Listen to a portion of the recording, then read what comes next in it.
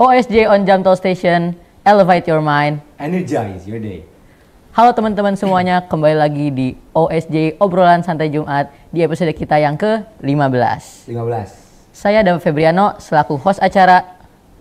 Dan saya, Sakya Balitron sebagai co-host. Kita akan berbincang-bincang tentang apa nih, Sak? Kalau kemarin sih aneh ini, sempet ngobrol-ngobrol tuh. sama Ngobrol-ngobrol. teman. Nah, di pelataran masjid. Oh, pelataran masjid. Ngobrol-ngobrol Dalam sejarah. rangka apa tuh? Oh, sejarah. Ngobrolin sejarah. Tumben banget ente suka sejarah. Nggak tahu tuh ada nyelutuk. Oh, udah nyelutuk. Ada nyelutuk. Terus ngikut aja, ngeflow. Flow. Emang ngebahas apa sih? Kemarin tuh ngebahas, seru coy, ngebahas Holocaust. Oh, Holocaust. Berarti yang pembantaian itu ya? Iya, Hitler. Hitler. Tapi Jauh ngomong banget. jauh banget ya? Hah? Iya ya. Tapi ngomong-ngomong soal sejarah, kita kayaknya punya tamu nih yang gak kalah serunya kalau kita ngobrol sama sejarah nih. Boleh. Sudah hadir di sini Ardan Zaid Prakoso, ahlinya sejarah. Insyaallah Ardan Zaid Prakoso. Oke, singkat profil tentang Ardan Zaid Prakoso. Ardan Zaid Prakoso adalah seorang ketua Jamtol atau yang biasa disebut di luar sebagai OSIS. Dan di sisi lain, selain dia menjabat sebagai ketua Jamtol, dia juga suka banget berbincang-bincang, bercuap-cuap tentang sejarah. Kalau udah bahas sejarah, Ardan tuh jago banget. Bener gak nih Ardan, bener gak? Nggak mau segitu. Oke. Oke, langsung aja ke Arden ya. Oke, dan gimana kabarnya nih? Alhamdulillah sehat. Sehat. Gimana kalau dengan Bro? Ya alhamdulillah. Alhamdulillah sehat. Dan udah buku banget dong. Nggak, aku Ardan santai Kita aja. kita santai. Ardan santai aja ya. Oh iya Ardan, kemarin tuh sempat dengar-dengar dari kawan-kawan kalau misalkan Ardan kalau di kamar tuh suka banget ya berbincang-bincang terkait dengan sejarah.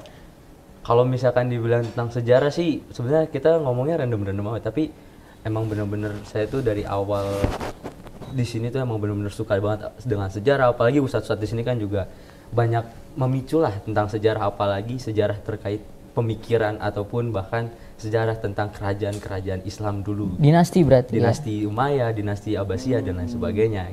Oh, memangnya mulai tertarik sejarah tuh mulai kapan? Kalau misalkan saya pribadi mulai tertarik sejarah tuh dari kelas 3 SD. Kelas 3? Kelas 3. Iya. Kelas 3 itu Berarti pelajaran IPS tuh. Waktu itu Tematik. enggak, waktu itu enggak. saya Oh, enggak. waktu itu benci, malah saya waktu itu benci banget dengan sejarah, apalagi sejarah Indonesia. Apa dengan Sayuti Meliknya, dengan semua itu saya nggak suka banget. Tapi ketika saya nonton video-video atau apa acara-acara di TV, itu benar-benar saya merubah banget pandangan saya terkait sejarah. Awalnya saya mikir sejarah itu cuma hafal, terus kita nginget tahun, hari, orang, itu ya membosankan gitu. Tapi boring sih Ya ya. boring Boring. banget. Tapi ketika saya waktu itu nonton film dan acara yang ada di TV, pandangan saya terkait sejarah itu terbuka lebar gitu, bahwa sejarah itu nggak cuman ngafalin orang, nggak cuman ngafalin tahun dan peristiwa gitu, tapi kita itu benar-benar sejarah itu ngelihat berbagai macam kejadian dan berbagai macam sudut pandang terkait perspektif gitu, terkait apa yang terjadi di masa lampau gitu. tapi dan kalau secara umumnya ya, anak usia 3 tahun tuh biasanya kan suka main sama teman-temannya ya.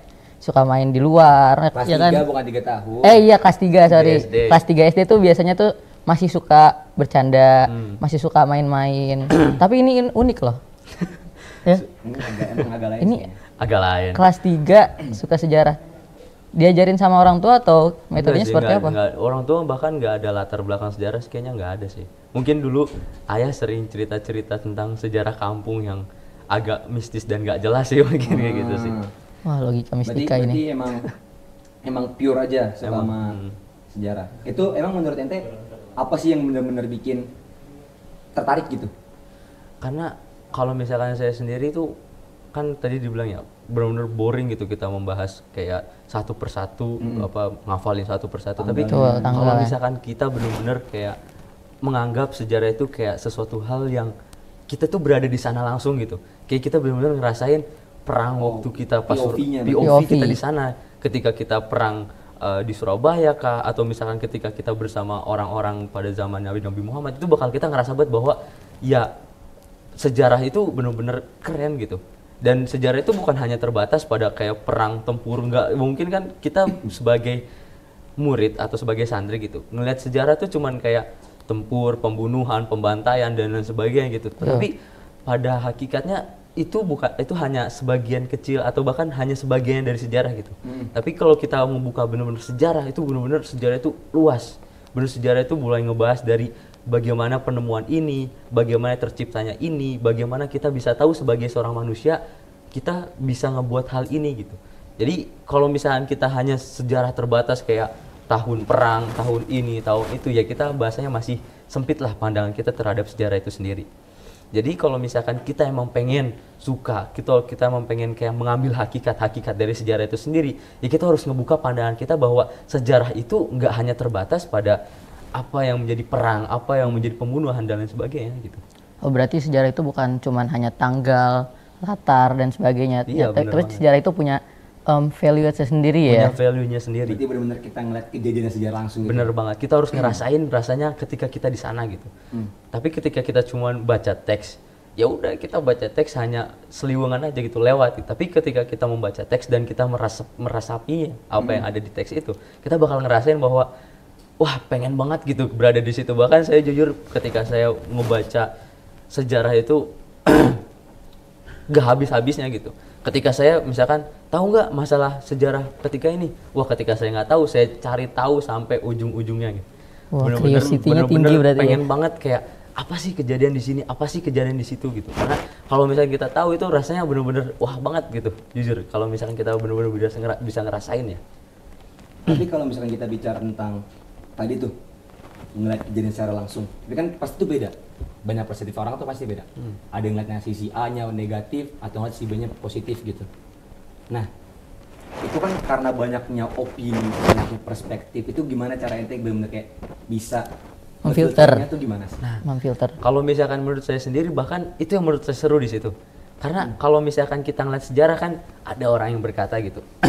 Sejarah itu milik sang pemenang gitu kan. Oh iya benar. Sejarah benar. itu yang nyatet bukan orang-orang yang emang sejarah real gitu, Ditulis tapi orang pemenang. sejarah orang yang kayaknya ini kurang bagus era kita tulis gini aja deh biar nama kita bagus gitu kan. Mungkin orang-orang dulu mungkin mikir seperti itu dah. Iya. Dari situlah serunya. Karena kita bisa tahu nih sejarah mana sih yang emang bener-bener bisa kita lihat bener asli gitu atau Sumber bahkan kredibelnya. iya, kita lihat asli atau bahkan kayak ini kayak ada percampuran tangannya gitu.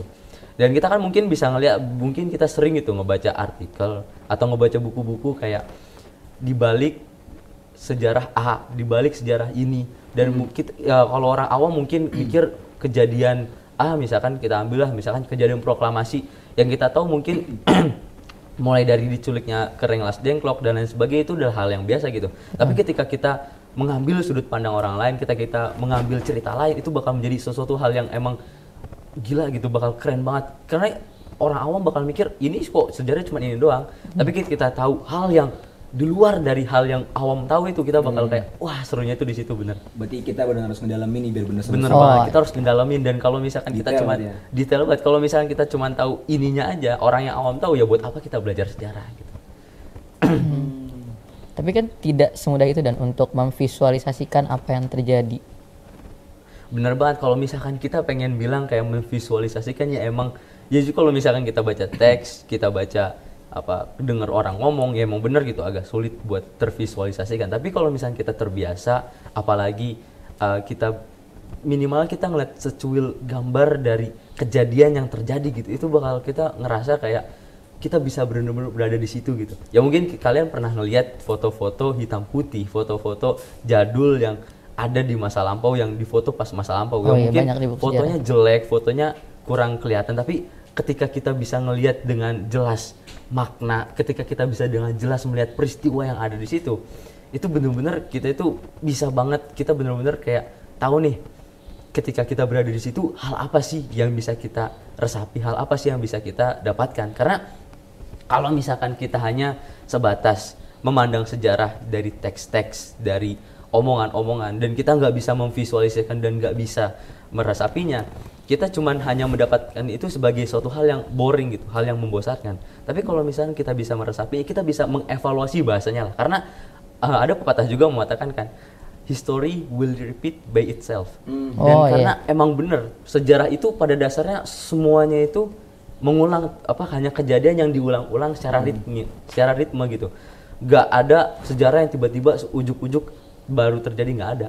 Karena ya mungkin kita bisa lihat dari zaman penjajahan, dan sekarang kan mungkin nggak ada zaman penjajahan. Tapi kalau misalnya kita bawa itu ke konsep yang lebih detail lagi, yang lebih mendalam lagi, bahwa zaman penjajahan itu dari dulu sampai sekarang masih ada aja gitu.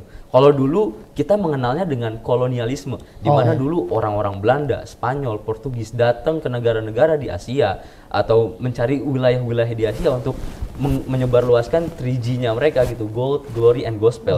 Tapi itu dulu, tapi buat sekarang kita bisa ngeliat sendiri. Kalau misalkan penjajahan itu udah gak hanya perang, tempur, pembunuhan, udah cukup lah. Orang-orang, bahasanya orang-orang elit global juga udah tahu gitu. Hal itu udah yang sangat wajar, udah apa ya, udah klise lah, udah biasa. Udah biasa banget gitu. Mainstream banget ya. Akhirnya mereka membuat suatu hal yang baru, yaitu dengan apa? Mulai dengan perang kulturasi yang ada di dunia sekarang. Perang kulturasi. Perang kulturasi. Apa tuh? Contohnya seperti apa tuh? Perang kultur kita bisa lihat sendiri. Dulu ketika kita mungkin dengan adanya era globalisasi ini mempercepat perang tersebut dan memperluas perang tersebut. Mungkin oke lah, kita memandang globalisasi dengan satu sisi itu memang baik gitu. Memang baik. Tapi akan lebih baiknya lagi apabila globalisasi tersebut bisa kita saring kepada kultur-kultur yang ada di Indonesia sekarang. Ya mungkin kita bisa ngelihat lah anak-anak muda di Indonesia sekarang, yang dimana tuh mereka orientasinya bukan hanya kepada budaya Indonesia sendiri, budaya setiap sukunya, kayak entah itu Jawa, Bugis, Batak, atau mungkin berorientasi kepada agama mereka, Islam dan lain sebagainya. Tapi kalau misalnya kita lihat dari sekarang ini, mereka berorientasi kepada hal yang udah benar-benar terkenal. Kita bisa ngeliat gitu di TikTok, di YouTube, di Instagram. Mereka mulai terpengaruh dengan hal-hal yang kaitannya dengan orang luar negeri. Akhirnya kultur kita sebagai bangsa Indonesia sendiri itu hilang. Oleh karena itu penting banget kalau misalnya kita ngerti sejarah. Kalau misalnya kita paham bahwa dulu orang-orang barat datang ke Indonesia buat ngejajah kita dengan kolonialisme, maka kita harus juga paham bahwa gak mungkin nih di zaman sekarang tuh nggak ada yang namanya kolonialisme yang baru. Pasti ada yang namanya kolonialisme yang baru atau neokolonialisme. Pasti ada yang baru. Nah, kita sebagai orang-orang yang mungkin bisa memandang sejarah itu dengan bagus gitu, dengan pasti di sini pasti ada kejadian, dan mungkin di sini pasti juga ada kejadian di hari ini. Kalau misalnya kita bisa benar-benar menelisik lebih dalam, kita bakal tahu benar-benar bahwa sekarang ini bahasanya dunia ini lagi nggak baik-baik aja. Kita benar-benar lagi perang kultur, kita lagi perang pemikiran, dan kita lagi perang agama gitu. Kita mungkin kalau misalnya kita lihat agama yang paling fisik, kolonialisme yang paling fisik adalah di Palestina sana. Saudara-saudara kita di Gaza yang diserang dan dibombardir oleh orang-orang Israel. Tapi walaupun begitu, kita sebagai orang Indonesia, kita sebagai orang-orang negara Muslim, Malaysia, Indonesia, dan lain sebagainya, sebenarnya kita juga lagi dibombardir oleh penjajahan tak kasat mata. Penjajahan yang dimana tuh kita malah bahasanya tutup mata gitu. Kita tutup mata dan tutup kuping bahwa penjajahan ini sedang terjadi. Kita hanya berpikir ini adalah era globalisasi yang mulai menjamur dan ini biasa aja. Ini adalah era globalisasi yang ini malah bagus gitu dengan perkembangan A, B, C sampai Z. Oke, kalau misalnya kita bisa menyaring tersebut, tapi apabila kita nggak bisa, maka jati diri kita sebagai bangsa itu sendiri akan hilang. Berarti mereka menormalisasikan kejadian ini. Bener banget. Sama kayak dulu kolonialisme dari mulai kita diserang oleh Belanda. Kita punya budaya kita sendiri, kita punya bahasa kita sendiri. Tapi dengan adanya budaya lain yang datang ke kita, akhirnya terjadilah akulturasi, asimilasi dan lain sebagainya. Sama begitu pula di sini. Kita yang awalnya udah punya budaya kita, akhirnya terakulturasi dan terasimilasi atau bahkan bukan bercampur, bukan akulturasi, tapi benar-benar tergantikan gitu. Benar-benar budaya kita ketimpa. Bahkan budaya kita hilang gitu saja. Oleh karena itu seharusnya kita sebagai orang Muslim yang emang benar ngelihat bahwa bahwa dunia itu harus kita telisik, harus kita pahami lebih dalam. Seandainya kita bisa pahami itu, maka kita nggak akan terarus gitu, terbawa arus oleh mereka yang berusaha menggiring opini kita terkait era globalisasi yang sedang marak-maraknya ini. kalau misalnya saya kita melihat dari sejarah nih, kan banyak banget sejarah tadi Anda bilang opini itu banyak banget. Berarti kita bisa nggak tuh ini yang ada confusing nih, ada yang benar-benar tuh digest gitu. Maksudnya nggak relevan atau nggak bahkan membingungkan gitu. Confusing. Nah, iya kan ini confusing lah. Nah, itu kita di zaman sekarang kita ngeliat sebagai globalisasi sebagai hal yang bagus untuk kita bisa ngejar personal dreams kita, ngejar chasing goals kita gitu. Betul.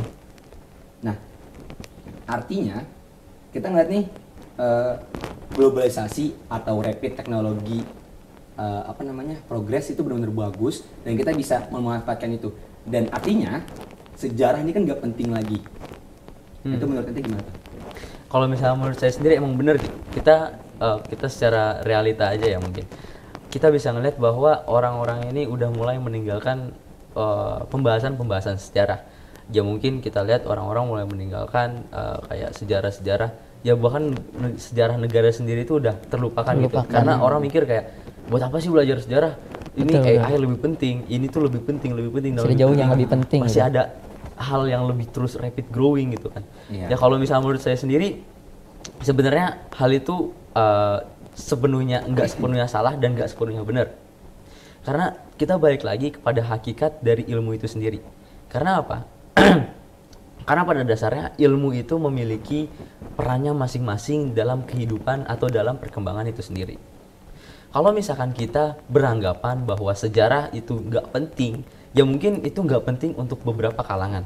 Tapi kalau misalkan kita benar-benar bahasanya kita sebagai seluruh umat manusia meniadakan sejarah itu sendiri, itu yang bahaya. Karena sejarah itu baik lagi, sejarah itu will repeat by itself. Kalau misalkan kita melupakan sedikit saja sejarah, maka yang terjadi adalah ya kita akan buta dengan hal-hal yang terjadi sekarang. Kalau misalkan kita bisa ngeliat sekarang, mungkin kita aplikasikan kehidupan kita sehari-hari. Kalau misalnya kita lihat sekarang banyak banget gitu orang-orang yang mulai kerja gitu kan. Kita sering lihat orang kerja, orang yang jadi buruh dan lain sebagainya. Ya kita mungkin kalau misalnya kita lihat sekarang, ya udah ini hal yang biasa dan ini hal yang terjadi sekarang gitu. Tapi kalau misalkan kita tarik ke masa lampau, kalau misalkan kita tarik ke masa lalu, dengan adanya industri dari Inggris, industri Inggris, kita bisa melihat dulu manusia itu orang-orang masyarakat juga nggak beda jauh gitu. Ada orang yang berkuasa, ada orang kaya yang berkuasa, dan ada orang miskin yang diperkerjakan. Sama dengan sekarang, ada orang yang berkuasa, dia mengatur hal ini dan hal itu, tapi ada orang miskin juga yang dipermainkan gitu. Mereka hanya menjadi budak. Dan seandainya kita melihat hal ini adalah hal yang sama, maka kita bisa tahu bahwa ujung-ujungnya dari hal ini mungkin bisa jadi adalah revolusi hal yang besar. Karena bisa jadi mungkin kita bisa melihat kalau misalkan hal ini ada hal yang biasa. Tapi kalau misalnya seandainya pengusaha-penguasa atau orang-orang yang kaya di sini mendiskriminasi para buruh, bisa jadi hal yang dulu itu terulang lagi. Oleh karena itu dengan adanya sejarah ini kita bisa tahu nih bahwa wah, di sekarang ini gak beda jauh nih dengan hal ini.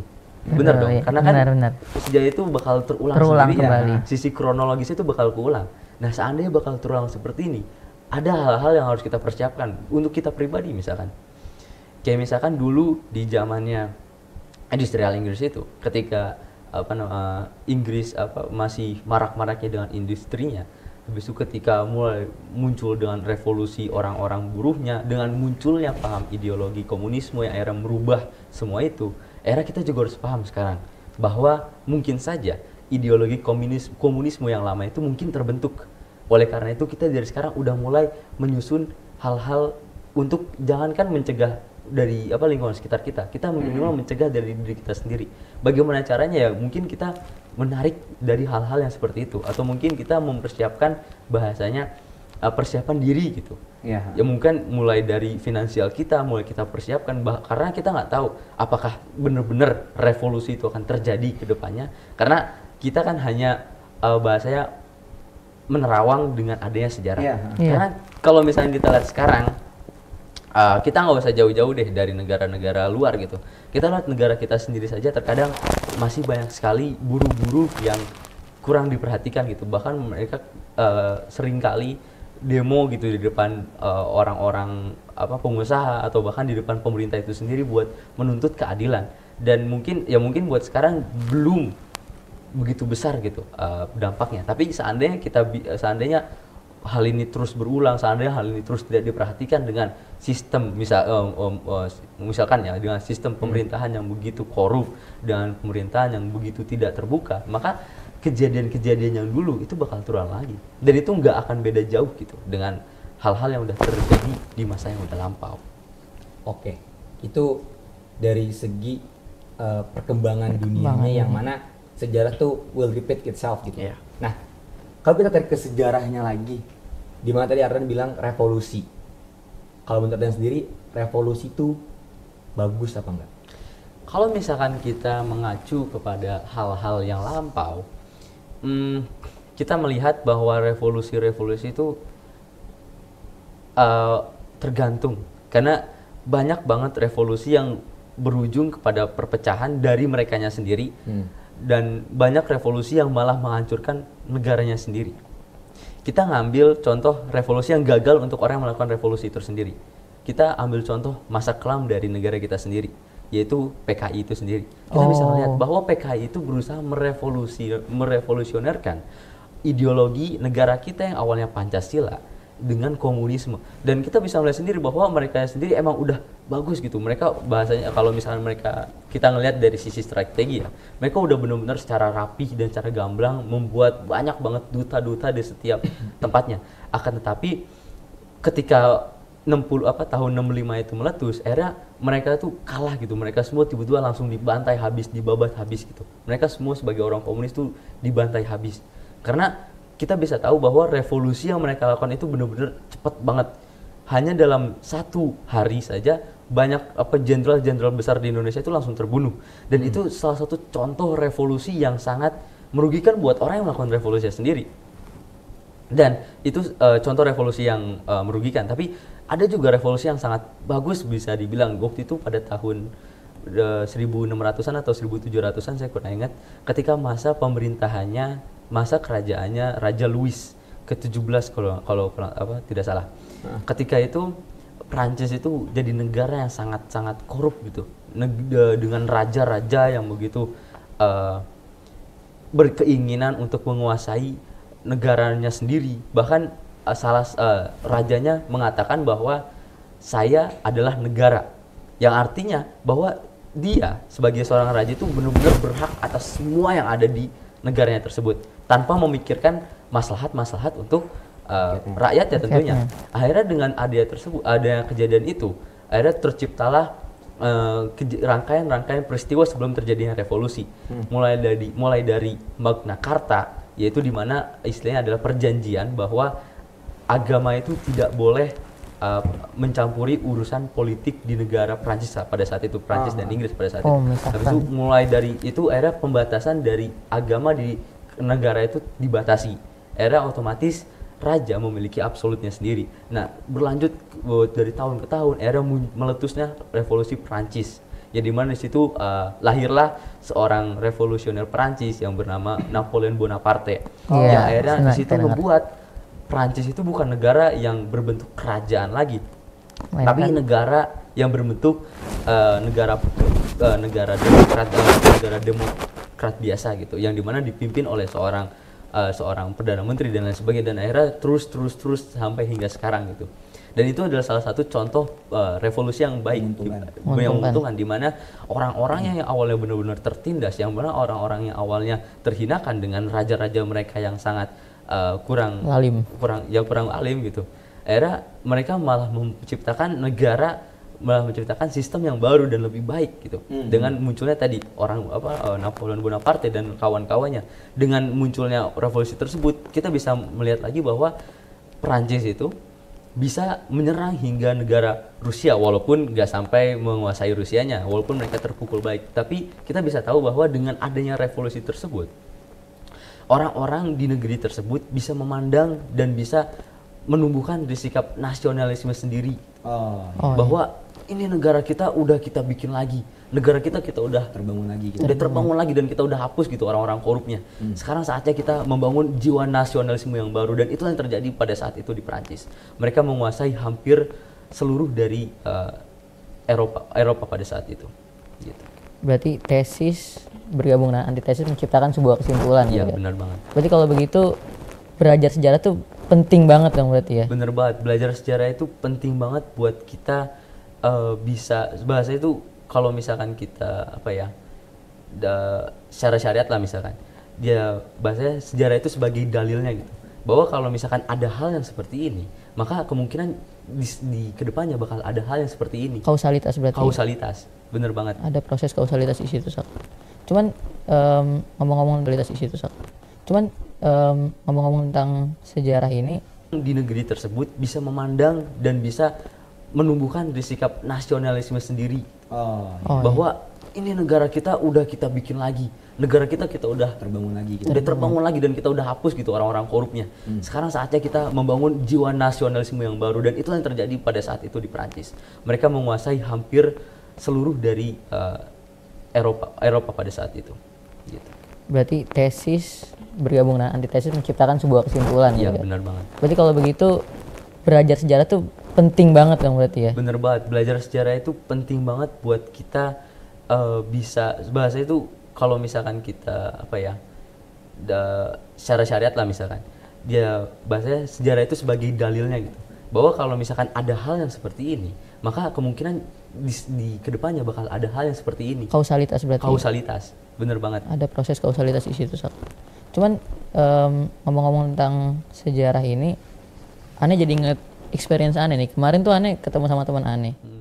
Terus Ane sempat ngobrol juga sama dia tentang sejarah dan dia bilang gini ke Ane, Dap, Ane tahu nggak di kelas Ane tuh pelajaran sejarah tuh udah jadi pelajaran yang nggak pernah diperhatikan lagi. Terus Ane nanya, emangnya gurunya nggak semenarik itu ngajarnya? Bukan sih, Dap, emang mungkin karena pemikiran-pemikiran kita terhadap sejarah itu sudah jelek gitu. Jadi mungkin orang-orang itu menganggap sejarah itu salah makna. Padahal sejarah itu tuh bisa memberikan kita evaluasi terhadap masa lampau dan masa kini gitu. Bener banget. Menurut Ardan sendiri, orang-orang itu menganggap sejarah itu salah makna. Padahal sejarah itu tuh bisa memberikan kita evaluasi terhadap masa lampau dan masa kini gitu. Bener banget. Menurut Ardan sendiri, bagaimana tanggapan terkait orang-orang yang bilang kalau misalkan sejarah itu nggak penting, yang penting itu yang masa kini aja gitu? Oke. Sebenarnya kalau misalkan kita ngebahas orang-orang kayak gini itu cukup menarik karena jangankan dari apa ya, jangankan dari teman-teman sekitar kita, dari keluarga kita sendiri mungkin masih banyak yang menganggap sebelah mata tentang sejarah itu sendiri. Betul. Kalau misalkan menurut saya sendiri, orang-orang yang seperti itu, saya rasa orang-orang seperti itu adalah orang-orang yang buta akan kejadian yang akan datang.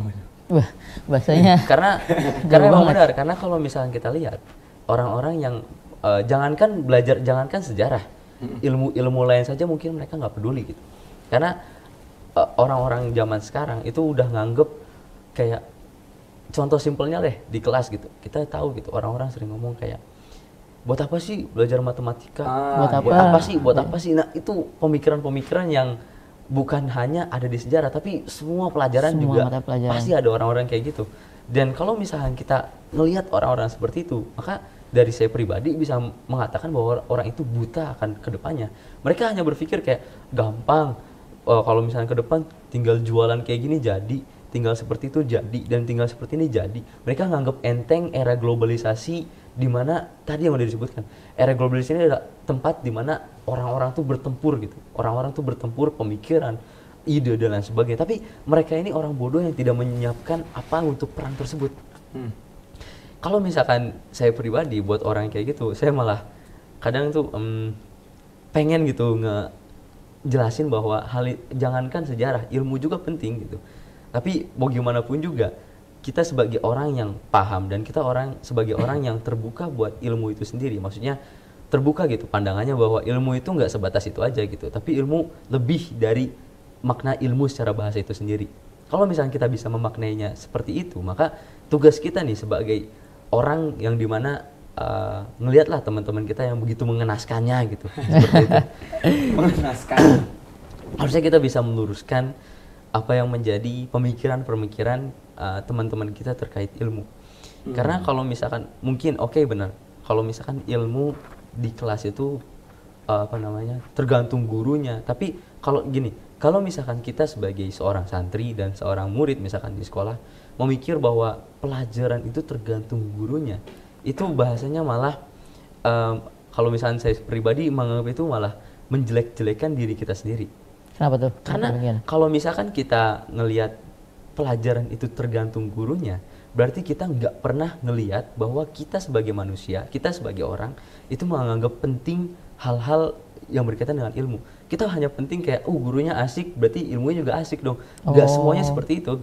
Karena berarti kita lihat objektifnya. Iya, benar banget. Kalau misalkan kita berpikir seperti itu, berarti kehidupan kita kehidupan kita ke depan-depannya, kita nggak membahas tentang hal-hal yang bermanfaat, tapi kita membahas tentang hal-hal yang bikin kita seru gitu, yang bikin kita asik gitu. Kalau misalkan kita berpikir seperti itu, maka hal-hal yang akan terjadi di kedepan kita dikhawatirkan, apalagi ketika kita udah punya anak atau kita udah punya keluarga lah, kita hanya memperhatikan hal-hal yang seru gitu buat kita, bukan hal-hal yang bermanfaat buat kita atau passionnya aja. Benar banget. Dan kalau misalkan kita bilang belajaran itu tergantung guru, itu yang harus benar-benar diselesaikan di zaman-zaman sekarang. Itu benar-benar menurut saya sendiri itu terlalu jauh gitu dari hakikat kita sebagai seorang. Jangankan kita menganggap seorang penuntut ilmu, kita menganggap bahwa itu adalah hakikat dari pemuda itu sendiri. Pemuda itu nggak akan jauh dari yang namanya ilmu seharusnya. Tapi apabila kita menjauhkan diri dengan ilmu, maka ya kata pemuda di dalam diri kita harus dipertanyakan.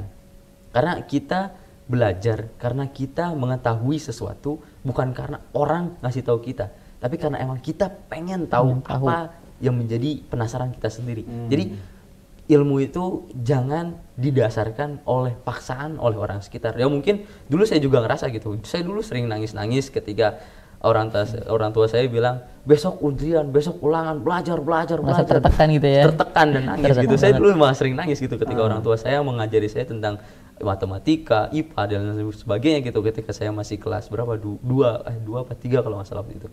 Tapi akhirnya saya sadar gitu, kalau misalkan saya terus ditekan gini, maka saya nggak akan suka. Akhirnya saya pun bilang ke orang tua saya, udah Bu, nggak usah diajarin, udah biar Mas belajar sendiri. Akhirnya ketika saya belajar sendiri, awalnya saya memang bosen gitu. Tapi ketika saya melihat, apaan sih ini? Ketika saya melihat pertanyaan misalkan, kenapa 3 kali 3 bisa menjadi 9 gitu. Ketika kita penasaran dengan hal tersebut, maka kita bakal mencari terus hingga akar-akarnya, dan itu adalah hakikat kita untuk mencari ilmu. Karena mencari ilmu itu bukan kita duduk di kelas, kita dengerin ustadz kita atau guru kita ngejelasin semua materi yang harus dia jelasin, enggak. Tapi kita hakikatnya adalah kita mencari tahu, namanya juga penuntut gitu. Maka kita bener banget. Pengen banget ilmu gitu, bukan kita yang malah disogokin atau disuapin ilmu, bukan. Tapi kita yang mana nih gitu. Nyari. Kita yang malah nyari, bukan kita yang malah mencari-cari. Bukan kita yang dicari-cari gitu. Oleh karena itu, kalau misalnya kita ngebahas kalau sejarah itu penting gak sih, jangankan kita ngebahas sejarah itu penting atau enggak. Orang zaman secara umum aja itu semua penting gitu. Tapi sekarang kita ngelihat bahwa orang-orang kita itu yang harus dibenerin bukan pandangan mereka terhadap sejarah, tapi pandangan mereka terhadap ilmu itu sendiri secara umum. Kalau misalnya kita udah bisa memperbaiki pandangan mereka terkait ilmu itu secara umum, maka apa yang menjadi pandangan dari sejarah itu sendiri bakal berubah. Karena dia merentet berarti. Karena saya sendiri merasa orang-orang zaman dulu itu benar-benar luar biasa keren. Karena apa? Karena kalau misalnya kita sekarang bilang kayak misalkan kita ngelihat seseorang gini, si Dava misalkan, dia ini orang yang ahli dalam ilmu matematika gitu. Amin. Kita lihat lagi gitu. Saka, orang yang ahli dalam ilmu biologi misalkan. Saya tuh terkagum orang-orang dulu. Karena apa? Orang sekarang tuh rata-rata hanya menguasai 1, 2 tuh. Mendalaminya hanya 1, 2 ilmu. Tapi kalau misalnya kita lihat orang-orang dahulu, entah itu jangankan orang-orang di luar dari Islam, orang-orang Islam pun banyak mendalami berbagai ilmu. Salah satunya adalah Al-Khawarizmi. Dia bukan hanya mendalami ilmu matematika saja, dia juga mendalami ilmu astronomi, dia juga mendalami ilmu-ilmu yang lain, dan ilmu sebagainya gitu. Dan kalau misalnya kita lihat juga imam-imam dari Islam, itu mereka nggak hanya menguasai satu ilmu saja, minimal mereka menguasai 2 ilmu atau lebih, entah itu ilmu falak, entah itu ilmu syar'i, entah itu matematika dan lain sebagainya gitu. Oleh karena itu saya merasa kayak orang dulu itu memang benar-benar mereka tuh penuntut ilmu yang sebenarnya gitu. Dan mereka tuh benar-benar mencari ilmu hingga ke akar-akarnya. Bukan kayak kita yang hanya disodorin dan disogokin ilmu gitu, yang dimana udah ada penjadwalannya dari kementerian gitu. Enggak, tapi benar-benar orang dulu tuh mencari ilmu berdasarkan ketidaktahuan mereka, berdasarkan kebodohan mereka. Karena ilmu itu diawali oleh tanda tanya, bukan tanda seru. Sebagaimana sekarang kita diawali dengan tanda seru, ayo belajar. Tapi dulu semua diawali oleh tanda tanya dari diri kita sendiri. Ini apa sih? Itu apa sih? Berarti dari ketidaktahuan menjadi sebuah pengetahuan ya. Benar banget. Tapi kalau dipikir-pikir lagi, sejarah itu tuh ada sangkut pautnya loh dengan ilmu lain. Misalnya fisika, biologi, kimia. Itu kan biasanya ada tokoh-tokoh sejarah juga dalam situ kan. Terus juga ada beberapa teori yang dimana menjelaskan dulu nih gimana terciptanya misalkan Archimedes. Archimedes itu awalnya itu dari seseorang seorang ilmuwan yang berendam gitu ya di Betap ya, di Betap. Nah itu kan sebenarnya kalau kita pikir lagi itu kan sebenarnya sebuah sejarah ya, sejarah bagaimana teori ini tuh tercipta. Kalau begitu sejarah ini tuh bukan cuma hanya sekedar sejarah Perang Dunia, sejarah Indonesia, tapi sejarah juga ada sangkut pautnya dengan ilmu-ilmu lain. Jadi kalau misalkan ada orang yang bilang sejarah itu nggak penting, tapi dia belajar fisika, itu konyol sih. bener banget. Iya. Kalau kita balik lagi ke sejarahnya nih.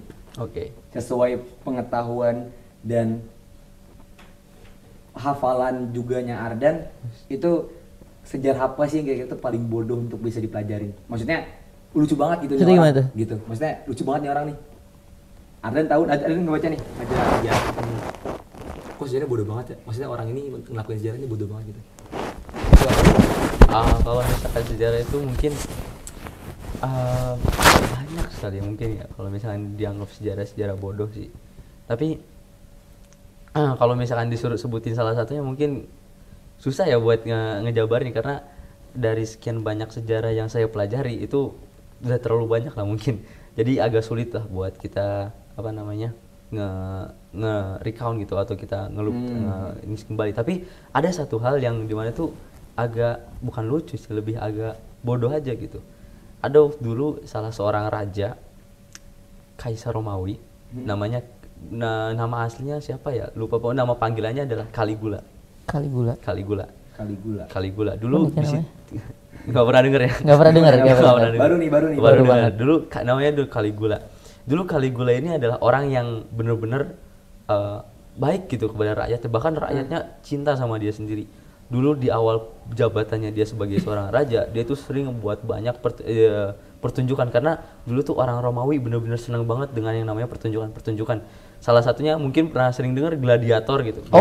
Gladiator. Dan Olimpik dulu kan. Olimpik dulu. Yang bertarung itu ya? Bukan yang olahraga. Olahraga. Kalau gladiator ya yang bertarung. Ya, gladiator yang bertarung. Yang olahraga. Ya, dulu tuh dia sering bertunjuk. Jangankan pertunjukan itu, bahkan pertunjukan puisi pun dia sering bawakan gitu ke depan masyarakat. Dia menggelontorkan banyak banget duitnya gitu buat hal-hal yang dimana tuh sebenarnya nggak bermanfaat buat masyarakat. Tapi rakyat seneng. Nah, ketika dia udah bersenang-senang dengan masyarakatnya, ketika dia udah happy gitu dengan masyarakatnya, tahu-tahu dia waktu itu tiba-tiba jatuh sakit. Nah, ketika dia jatuh sakit di situ, entah kenapa, entah dia kerasukan kah atau apa, ketika dia kembali ke masyarakatnya lagi, ketika dia sembuh, dia malah membakar semua yang ada di yang ada di kotanya pada saat itu. Akhirnya pada saat itu juga pun dia langsung berusaha dijatuhkan dari tahtanya. Akhirnya di situ tergantilah pergantian pemimpin dan lain sebagainya gitu. Dan menurut saya itu cukup, kalau konyol sih enggak, tapi cukup bodoh saja, karena udah melakukan hal-hal yang tidak bermanfaat di awal, bahkan di akhir pun dia mengkhianati atau bahkan menyiksa rakyatnya sendiri gitu. Itu adalah hal yang bodoh gitu, karena ya kita tadi balik lagi kita mereview kalau wah berarti ada nih orang bodoh dulu jadi raja. Berarti kalau misalkan di awal itu kita melakukan hal-hal yang tidak bermanfaat, maka khawatir ya di kedepannya terjadilah hal-hal yang buruk.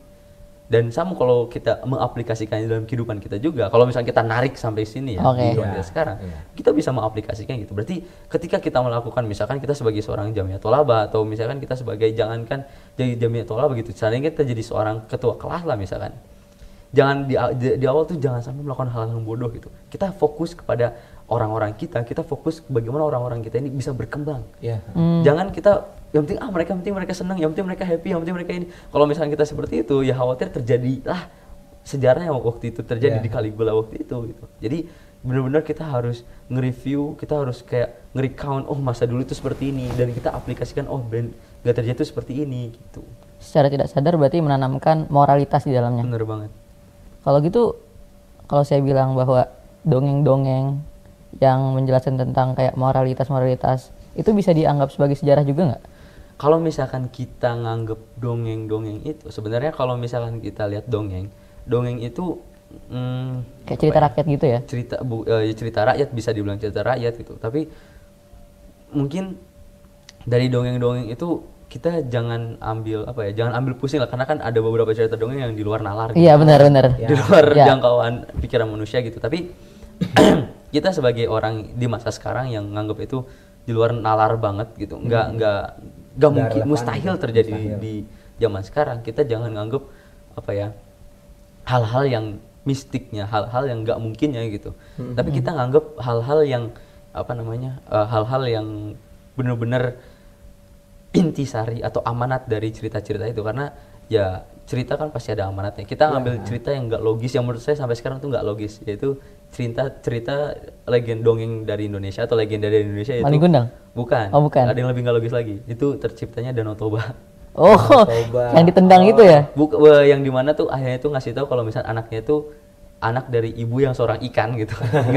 Itu ingat. Nggak logis ketika ibunya tahu marah, akhirnya anaknya disuruh naik ke pohon, tiba-tiba jadi Danau Toba, kan nggak logis gitu terjadi di sekarang. Tapi kita ngambil hal-hal positifnya aja, bahwa kita misalkan sebagai seorang ayah yang udah punya janji dengan istrinya nggak boleh buka rahasia atau apapun itu, ya kita sebagai manusia berarti oke, kita cukup jangan ngasih tahu ini, jangan ngasih tahu itu. Kita nggak mikir kita nggak usah mikir apa yang terjadi, maksudnya gimana ya, kita nggak usah mikir apa yang terjadi di masa lampau itu. Kita mikir kalau di masa lampau itu terjadi hal yang buruk.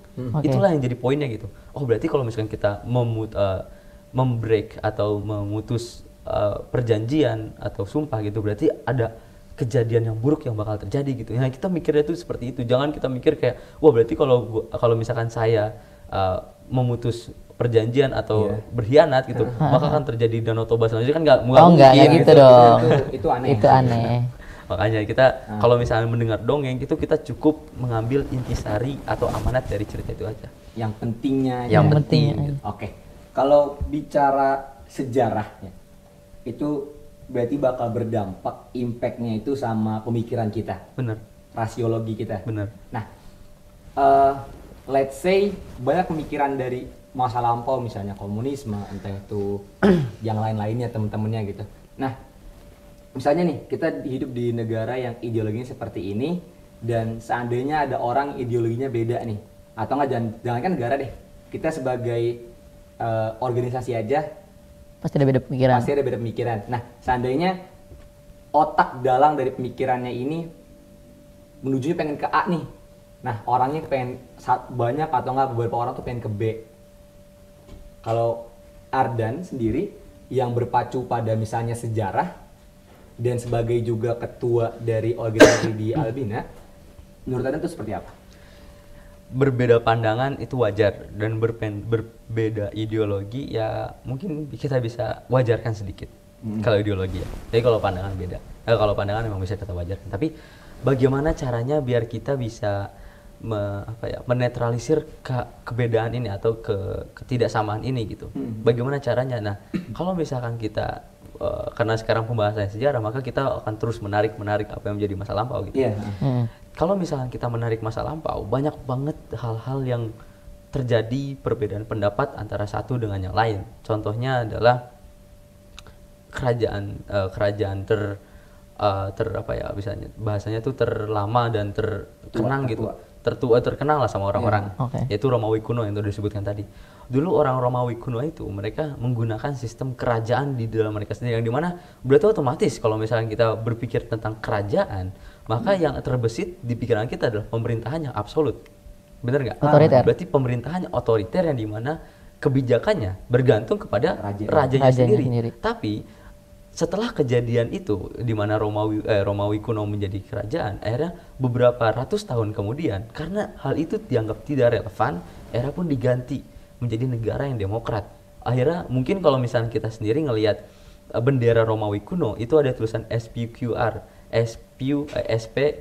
artinya Senatus Populus Q Romanus, yang artinya adalah Senat bersama orang-orang Romawi. Kalau misalkan di Indonesia kan sekarang ya DPR bersama orang-orang kita gitu. Nah dulu tuh orang-orang mereka tuh Senat, di mana di situ mereka berkumpul di satu aula yang sama, membahas tentang perbedaan, membahas tentang kemajuan, dan membahas tentang apa yang menjadi perkembangan dari kerajaan kita, negara kita gitu. Akhirnya di situ mereka berunding, di situ mereka berkumpul, dan di situ mereka menentukan hal-hal yang terbaik buat negara mereka.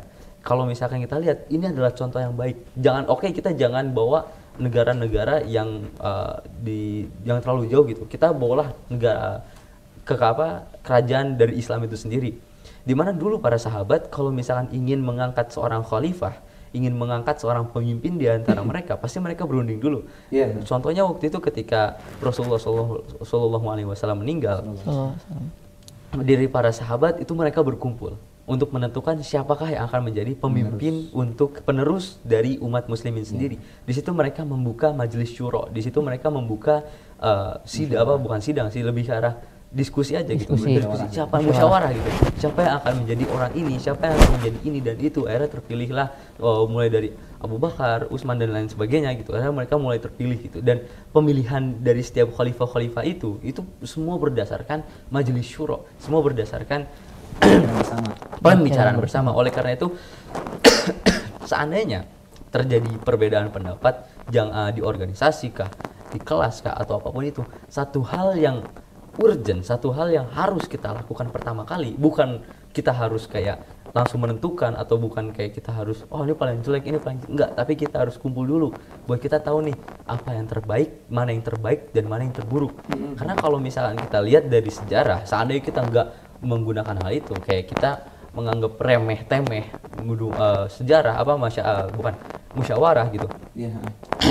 Kita bisa melihat sendiri dari waktu itu sejarahnya seorang diktator yaitu Hitler itu sendiri, yang dimana keruntuhan dari Nazi Jerman sebenarnya bukan karena negara mereka yang tergolong lemah waktu itu. Mereka ketika akhir perang mereka memiliki banyak sekali pasukan. Ketika di front timur atau di Uni Soviet, mereka menyisakan sekitar 500.000 orang lebih di front timur yang mereka tidak gunakan untuk berperang gitu. Itu hitungannya orang yang sangat banyak banget gitu. Tapi ketika mereka tahu bahwa negaranya sudah terpuruk dan banyak sekali masukan-masukan ke Hitler sendiri buat ayo kita buat inovasi di senjatanya, di tanknya, di ininya, di itunya, buat kita nandegin senjata-senjata dari Amerika. Dari Amerika yang muncul adanya tank Sherman, habis itu dari Uni Soviet munculnya T-34.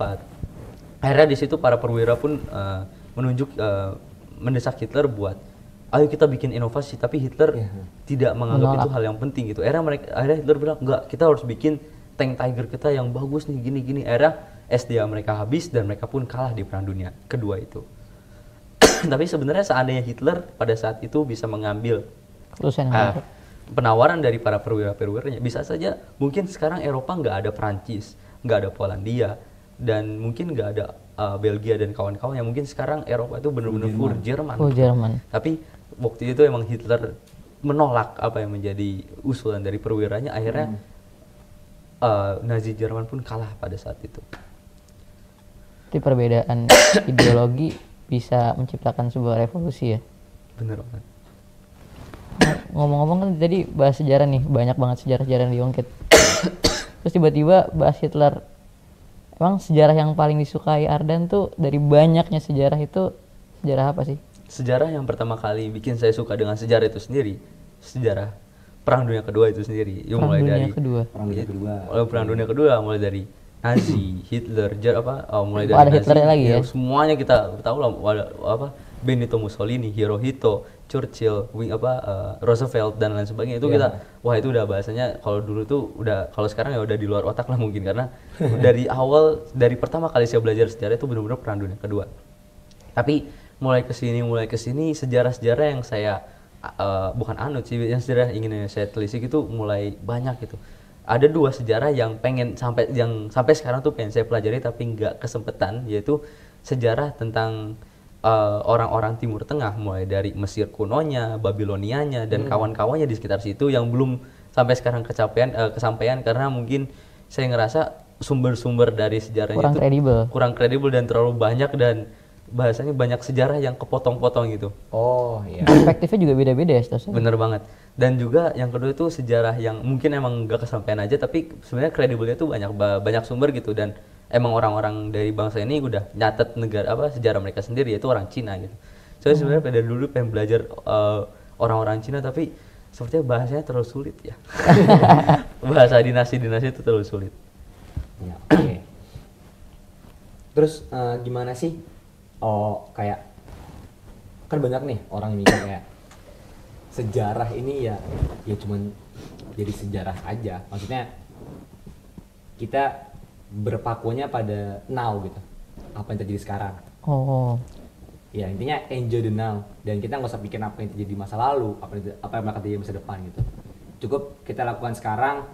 Nanti kayak misalnya hari ini kita cukup lakukan pagi ini apa, siang ini ngapain, sore itu ngapain, malam itu ngapain. Jadi ya udah cukup di hari ini aja. Hari kemarin jadi hari kemarin aja. Biarkan berlalu gitu. Menurut kalian gimana? Sebenarnya kalau misalkan saya sendiri nganggap orang-orang kayak gitu tuh sebagai seorang budak zaman sekarang ya. Karena kalau misalkan orang berpikir 1 hari ke depan, maka dia nggak akan tahu dia bakal ngelakuin apa buat beberapa waktu ke depan, waktu yang saufa gitu, yang jauh gitu. Waktu yang jauh. Kalau misalnya kita hanya mikir 1 hari ke depan kita bakal makan apa, naik apa ke kantor, atau buat main apa, binatang juga bisa. Semua ya, binatang juga bisa gitu. Jangankan binatang gitu ya, mungkin amoeba juga bisa gitu mikir kayak itu, karena itu ada hal-hal yang emang seluruh makhluk hidup itu lakuin. Nah, apa yang membedakan makhluk hidup kita sebagai seorang manusia dengan makhluk hidup yang lain adalah kita bisa berpikir hal-hal yang jauh daripada sekarang. Kalau misalkan kita sebagai seorang manusia memikir bahwa hidup itu sekarang dan besok, berarti ya kita sama aja kayak orang-orang manusia purba gitu, manusia yang monyet lah, bahasa orang monyet begitu, yang mikirnya kayak hewan-hewan yang mikir kayak cuman yaudah sekarang kita makan ini, besok kita juga makan gini yang enak gitu. Gitu. Ya berarti makanya tadi kenapa saya bilang itu adalah contoh perbudakan masa sekarang. Kalau misalnya kita lihat dulu, budak semua itu ditanggung oleh majikannya kan, tuannya semua ditanggung oleh tuannya. Mereka nggak usah mikirin beberapa 10 tahun ke depan bakal ngapain, karena yang mereka tahu bahwa mereka bakal jadi budak sampai mati. Maka ya itulah yang ada di pikiran orang-orang itu. Yang penting kita disuruh sama majikan kita, dikasih makan, masih hidup itu udah syukur gitu, masih hidup itu udah syukur gitu. Makanya kita sebagai manusia jangan hanya berpikir hidup itu udah syukur, tapi kita harus berpikir alhamdulillah kita bisa hidup, dan alhamdulillah kita bisa mikir buat kedepannya lagi gitu. Jadi kalau misalnya kita hanya terbatas alhamdulillah kita udah hidup, ya sama aja dengan budak itu sendiri gitu. Tapi kan nggak mungkin juga ya orang hidup buat kedepannya tapi dia nggak ngambil evaluasi dari hari-hari sebelumnya. Ya, itu maksudnya salah satu fitrah manusia lah. Maksudnya naluri insting manusia alami pasti bakal kemarin jatuh di lubang ini nggak mau lagi gitu. Itu naluri. Cuman seandainya tadi bilang kita mikirnya ke depan, ya mikirnya ke depan, berarti hari kemarin tuh biarkan saja gitu. Kalau misalkan kita mikirnya ke depan, biar itu hari kemarin biarkan saja, maka kalau misalkan tadi kita mikir hari ini dan besok itu kita adalah budak, maka kalau misalkan kita mikir hari ini dan 5 tahun ke depan tanpa ngeliat ke belakang, itu orang bodoh. Berperang tanpa senjata. Berperang tanpa senjata. Iya. Karena banyak pepatah mengatakan, bahkan mungkin dari ulama sendiri mengatakan bahwa ya guru terbaik adalah pengalaman. Iya. Dan guru terbaik itu dan ilmu itu udah berdasarkan pengalaman juga. Iya. Kalau misalkan kita nggak belajar dari pengalaman itu sendiri, maka ya sama aja kayak kita udah tahu nih, wah hari ini saya kayak gini nih, kayak gini. Tapi kita nggak ngeliat kemarin-kemarinnya, kita udah deh besok yang penting nggak kayak gini deh. Terjadilah ulang lagi, ya kita jadi orang yang bahasanya apa ya? Kalau misalkan di analogikan tuh kayak ya tadi orang yang berperang di tengah-tengah medan perang tanpa membawa apa-apa. Nggak guna gitu hidup dia. Bahasanya memang misi bunuh diri lah ya. Oke. Jadi inti kita dari sejarah itu ya gimana kita bisa belajar dari orang-orang terdahulu, kita bisa belajar dari kesalahan-kesalahan orang lama, dan ketika nanti ada yang terjadi lagi kita bisa mengantisipasinya gitu. Bener banget. Berarti semua itu berimpact lagi, kembali lagi pada pemikiran-pemikiran gitu. Bener banget. Oke. Tadi udah lama banget kita berbincang-bincang sama Ardan. Dan kita di OSJ di episode 15 ini kita punya sesi baru ya Dan ya. Oke, namanya Mina. Apa tuh? Minimal nanya.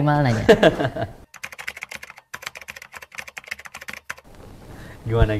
Oke, ini udah ngantongin satu buah pertanyaan. Mungkin Bang Rafa juga udah ada pertanyaan juga. Yang pertama, bagaimanakah cara kita sebagai seorang santri jika kita ingin mempelajari atau memperdalam sejarah, dan bagaimana cara kita memulainya juga? Misalkan kita sendiri ngelihat sejarah itu banyak cabangnya gitu, banyak akarnya gitu, kita cukup ngambil beberapa sejarah aja yang emang menurut kita relevan. Karena balik lagi, semua yang ada di dunia ini itu berdasarkan perspektif kita sendiri. Iya. Kalau misalkan kita punya sejarah A, tapi sejarah A ini munculin anak 1, 2, 3, dan 4 gitu. Dan kita ngeliat, wah ini semuanya beda-beda nih. Tapi kalau misalkan kita sebagai seorang santri apalagi, kita harus ngeliat nih sejarah A ini tentang apa sih? Lalu 1, 2, 3, 4-nya tentang apa sih? Nah, kita di situ kita bakal nyocokin nih, kira-kira 1, 2, 3, 4-nya nih cocok nggak dengan apa yang terjadi di saat itu? Karena kita balik lagi, kita sebagai seorang santri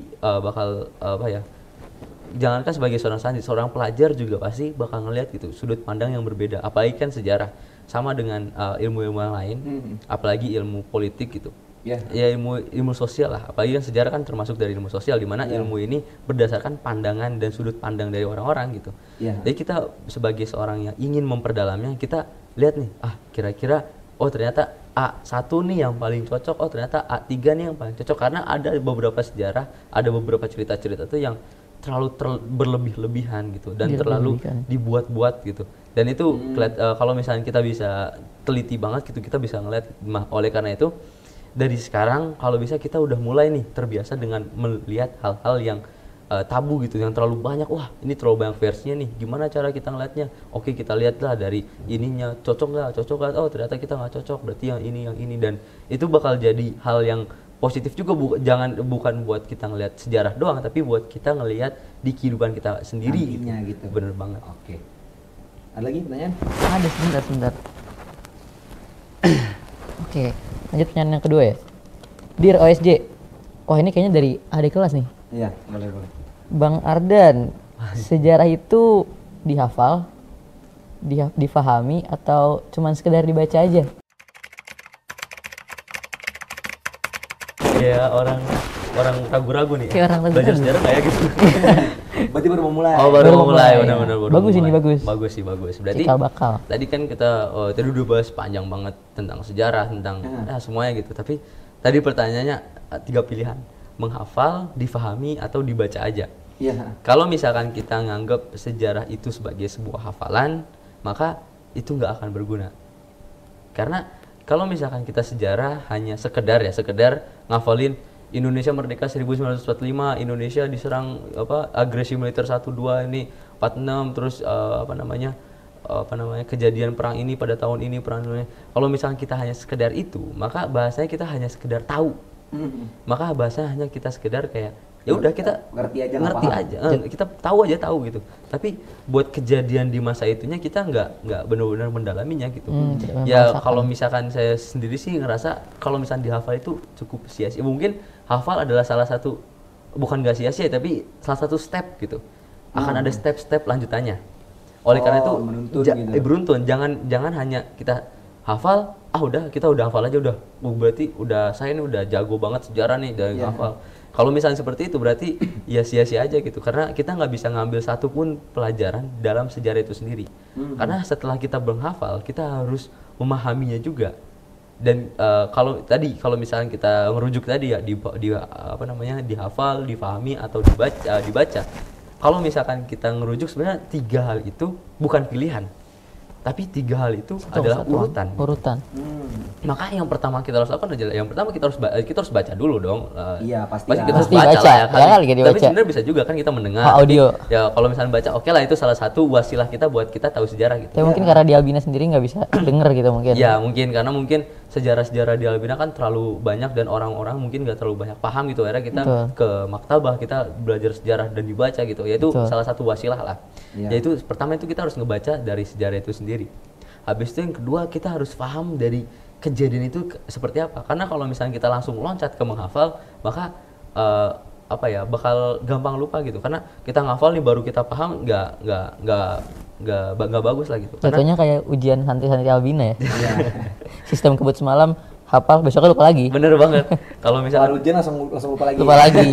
Iya. Jangan kan mungkin oke lah pas ujian kita hafal gitu. Malamnya kita bisa belajar, kita hafal, ujiannya kita 100. Tapi pas seminggu ditanyain, "Kemarin materinya gimana?" Waduh, nggak ingat.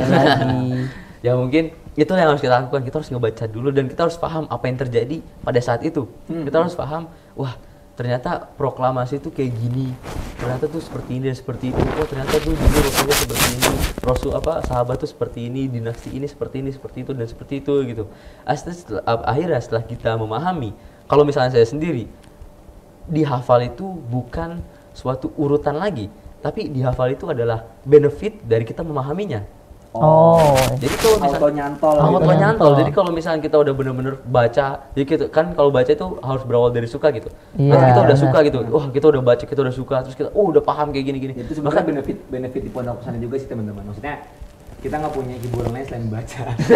Bener banget. Mungkin ada baca, yang penting kita baca dulu. Yang intinya nggak penting, yang penting kita baca dulu. Suka nggak suka entaran aja dulu. Yang penting bener banget. Benefit juga sih. Akhirnya kita baca, akhirnya kita paham, akhirnya kita jadi tahu gitu, tiba-tiba jadi tahu aja tiba-tiba kan. Bener-bener. Makanya oleh karena itu jangankan di sejarah, urutan-urutan ini juga harus terjadi di ilmu-ilmu yang biasa kita pelajari di kehidupan sehari-hari. Kita harus suka, terus kita harus baca dan kita harus paham, baru kita otomatis itu bakal ngafal sendiri. Tapi kalau misalkan kita nggak hafal, ya itu adalah ekstra gitu. Berarti kita harus ngafalin sedikit lah gitu, lebih ekstra lagi. Kayak misalkan sejarah mungkin kita penempatan dari tahunnya atau apa, mungkin itu jadi ekstranya. Tapi kalau misalkan emang kita benar-benar bisa memahaminya mendalam, meresapinya gitu, ya hafal itu adalah sebuah benefit, bukan sebuah urutan gitu bahkan. Oh iya, berarti sejarah itu kita ngebaca dulu nih, terus masalah kita baru memahaminya, ntar masalah menghafal itu bisa jadi benefit gitu. Bener banget. Nah, berarti teman-teman kita kalau misalnya mau belajar sejarah, kita harus baca dulu. Terus apa tadi kata Bang Ardan, kita memposisikan diri kita terlebih dahulu di tempatnya, di kejadian seperti itu dulu, baru kita bisa paham dan hafal gitu. Oke, ini ada pertanyaan lagi. Banyak banget. Terakhir nih, last question. Sejarah kan tentang ideologi pemikiran Bang. Wah, di kelas lagi nih. Iya kayaknya. Di kelasnya banyak fans ya dan ngeri banget. Tentang pemikiran nih Bang. Kalau menurut Bang Ardan sendiri sebagai seorang Muslim dan warga negara yang baik, begitu ngomongnya. Warga negara. Apa sih ideologi yang paling relevan dan menurut Bang Ardan itu paling baik gitu?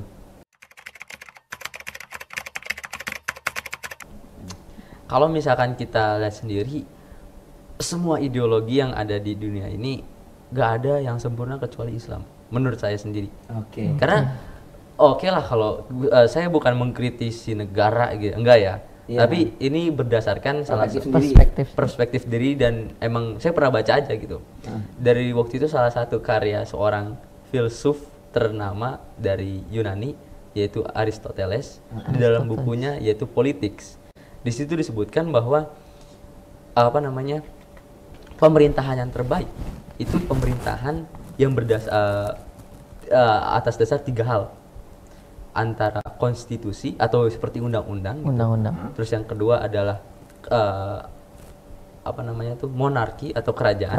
Yang ketiga ada aristokrasi atau yang tadi di Majelis Syuro gitu. Demokrasi. Dan dan 3 pemerintahan terburuk adalah demokrasi. Habis itu yang kedua adalah tirani dan yang ketiga adalah oligarki. Nah, kita bisa ngeliat bahwa bahkan demokrasi yang sekarang negara Indonesia sendiri aja bahkan ribuan tahun lalu aja udah dikritik gitu salah seorang filsuf dari Yunani. Dia udah lihat bahwa apa namanya demokrasi itu bukanlah hal yang relevan, bukanlah hal yang bagus. Oleh karena itu akhirnya Islam menunjukkan bahwa yang terbaik adalah Majelis Syuro.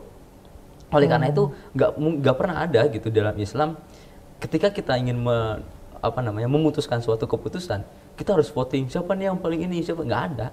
Di Islam itu benar-benar memutuskan mana yang paling terbaik dan mana yang paling maslahat untuk umat dan mana yang paling buruk untuk umat gitu. Yang terbaik buat kita. Buat gitu. kita semua gitu. Tapi kalau demokrasi hitungannya satu orang pejalan kaki atau orang bodoh sama dengan satu suara orang jenius gitu ya. Bener banget. Jadi kalau misalkan kita lihat pemilu gitu, ya orang-orang yang disogok gitu, sama aja dengan orang-orang yang udah neliti tiga cawapres dan capres dari awal sampai akhir gitu. Gak bakal berguna juga gitu dengan adanya demokrasi, karena demokrasi adalah hal yang buruk gitu kalau kata Aristoteles. Oh mungkin negara kita punya constitute gitu atau undang-undang kita punya dan itu tidak bisa diganggu gugat oleh apapun itu gitu kan. Tapi kita lihat lagi yang ngebuat undang-undang itu siapa? Ya kalau misalnya kita yang buat undang-undang itu DPR gitu. Yang buat undang-undang DPR. Cara membuatnya gimana? Kalau misalkan kita ngebuat dengan Majelis Syuro kayak aristokrasi atau kayak para sahabat, itu lah, gitu masih relevan. Tapi kalau misalnya kita lihat apakah DPR menentukannya berdebat pagi siang malam buat menentukan masalah umat? Enggak. Mereka menentukannya berdasarkan voting gitu. Siapa yang paling banyak dan siapa yang paling sedikit, itulah yang akan menentukan buat masa depan bangsa kita. Oleh karena itu, menurut saya ideologi, pemikiran dan pemahaman yang paling baik adalah Islam gitu. Itu kita nganggep hal-hal yang besar gitu, di mana kita hidup berorganisasi di masyarakat bernegara. Islam mengajarkan Majelis Syuro lah yang terbaik. Kalau misalnya kita lihat secara umum aja udah baik, bagaimana secara khususnya itu nggak perlu dibahas gitu. Kalau misalnya kita ngebahas terperinci pun itu sudah terlalu banyak makan waktu gitu. Kita ngambil salah satu contoh yang dimana bisa menjadi contoh yang lain gitu. Kita bisa melihat satu kebaikan, pasti dengan ada satu kebaikan, pasti kebaikan-kebaikan yang lain bakal ngikut. Sama dengan yang Islam, dengan adanya Majelis Syuro yang baik ini, maka hal-hal atau kebijakan-kebijakan yang Islam bakal akan terus bagus gitu. Ketika kita ngelihat, kita ambil contoh yang kedua deh. Contohnya adalah di Islam itu di para wanita mungkin ya disuruh menutup aurat gitu. Itu adalah hal yang kalau misalkan orang-orang sekarang itu nggak bebas gitu, nggak terbuka, panas dan lain sebagainya. Kalau misalkan kita berpikir seperti itu, maka malah pikiran kita lah yang terdegenerasi gitu atau degradasi gitu. Pemikiran kita yang malah ngedown gitu. Bahkan orang dulu seingat saya ya dulu di Inggris itu dengan diperkenalkannya baju-baju yang minim gitu, bahkan orang-orang Inggris ketika ngelihat baju minim mereka kayak apaan sih ini nggak jelas banget. Itu dulu tahun 1800-an. Jadi awalnya menolak gitu. Bahkan mereka sendiri aja menolak gitu. Tapi kenapa tiba-tiba sekarang muncul baju-baju minim? Berarti otomatis kita tahu bahwa orang-orang sekarang bukannya menjadi lebih pintar, tapi menjadi lebih bodoh dengan pemikirannya mereka. Tapi Islam tetap teguh dengan pemikirannya bahwa wanita itu tetap harus nutup itu. Berarti kita tahu bahwa pemikiran yang paling baik adalah pemikiran Islam gitu. Oke. Berarti memang flashback banget Islam itu ya. Bener banget. udah kelar nih sesi ini. Oke, udah panjang. Ini buat temen-temen next ya. Kalau ada pertanyaan, kita bakal sediain box di meja piket ya di kampus A nanti. Itu buat kalian bisa nanya minimal nanya lah. Minimal nanya. lah ya. Minimal nanya. Sesuai dengan Sesuai namanya ya. Sesuai nama segmennya itu Mina. Minimal nanya. Kita terbuka dari gedung Mina. Oh, iya. Kangen, jadi Mantan kangen. penghuni Mina ya. Penghuni Betul Mina. sekali. Ya, mungkin sekarang udah banyak banget nih sejarah-sejarahnya yang dibicarakan. Untuk closing statementnya sendiri, Iya, ada closing statement? Oh, closing statementnya sendiri ya. Menurut saya, apa ya? Sejarah itu bukan hal yang apa ya biasa gitu, tapi sejarah itu adalah hal yang luar biasa apabila kita bisa benar-benar meresapi apa yang menjadi sejarah itu sendiri. Menurut saya seperti itu sih. Berarti sejarah itu nggak seboring yang teman-teman kira. Benar. Gak seborin di kelas gitu. Nggak seboring di kelas. Tapi nyatanya banyak hal luar biasa, banyak hal yang mind blowing yang bisa kita dapat dari sejarah. Oke. Ngulik dulu, jangan langsung Iya. nyerah di awal ya. Bener banget. Oke, terima kasih nih buat Ardan yang udah mau mampir di obrolan santai Santai Jumat Jumat. kita. Makasih. Pagi-pagi udah ngebahas sejarah tuh, berat banget teman-teman. Ya, oke. Buat teman-teman mungkin next kita bahas hal-hal yang lebih menarik lagi. Betul. Oke, Oke, mungkin kita tutup aja ya. tutup aja. Oke. Kita tutup. This is OSJ obrolan santai Jumat. Elevate your mind. Alright. Wassalamualaikum warahmatullahi wabarakatuh.